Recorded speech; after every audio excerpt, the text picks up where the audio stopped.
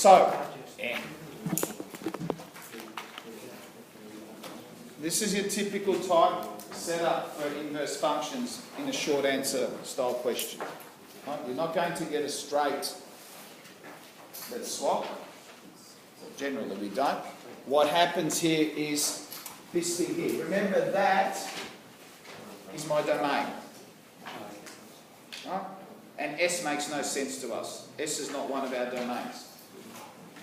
So there's a hidden domain, goes to R for this function to exist. They're saying to you, what does that have to be? What's the largest domain I can have so that this function is one-to-one? They didn't tell you that's one-to-one. They said, what's the largest S I can have so that this function exists? But we know for an inverse to exist, it has to be one-to-one. That's the first step. Am I one-to-one? So if you imagine that parabola, 3x minus 1 squared plus 2 moves across to 1, moves up to 2. Yep? Sketch. Don't really care about how fat or skinny it is. What I'm caring about is basically the turning point. So, quick sketch. I need to be one-to-one. I could be like that,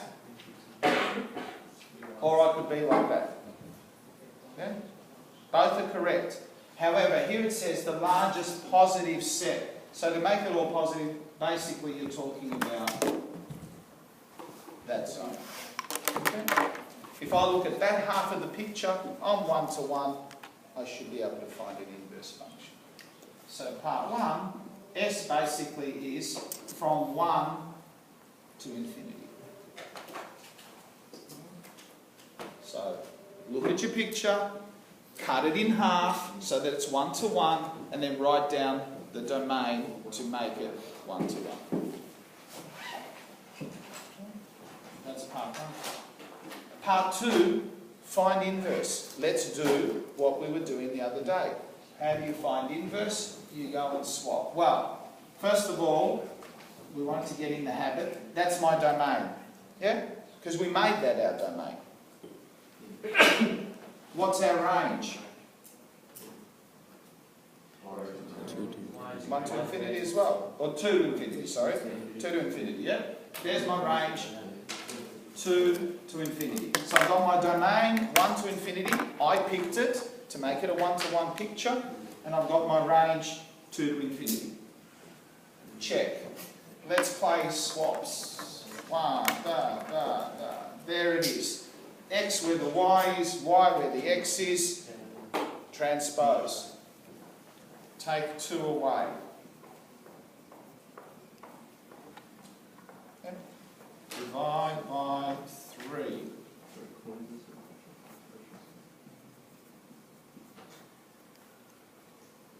Square root.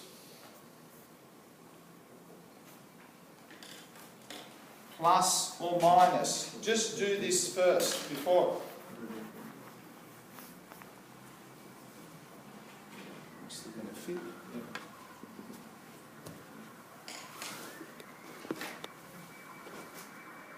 Right. So that means y equals 1 plus or minus the square root of x minus 2 on 3.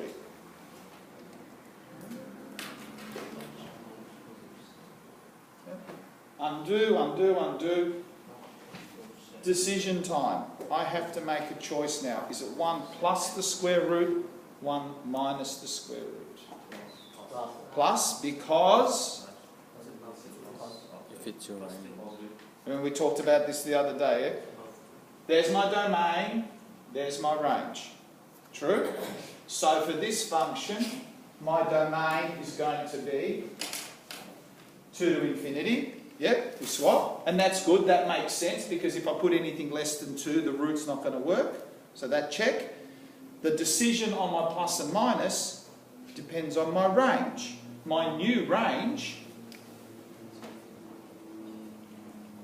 has to be my old domain.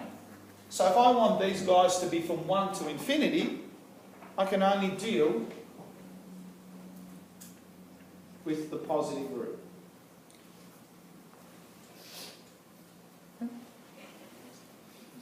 Make sense then?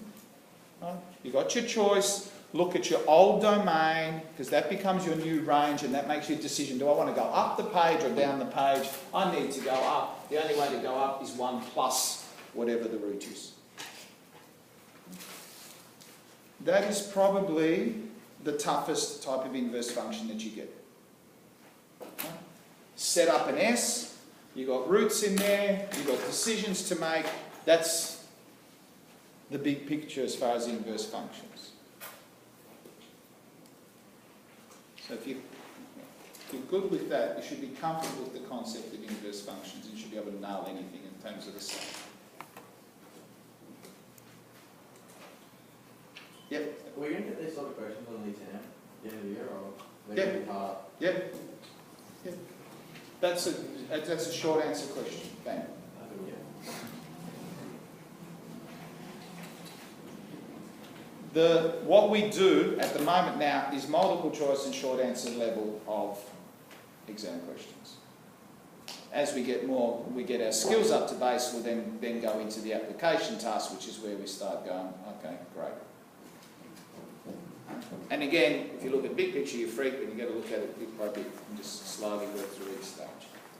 And that's why I keep pushing the diagnostic test and without a calculator and all that stuff, execute the skills. Execute the skills.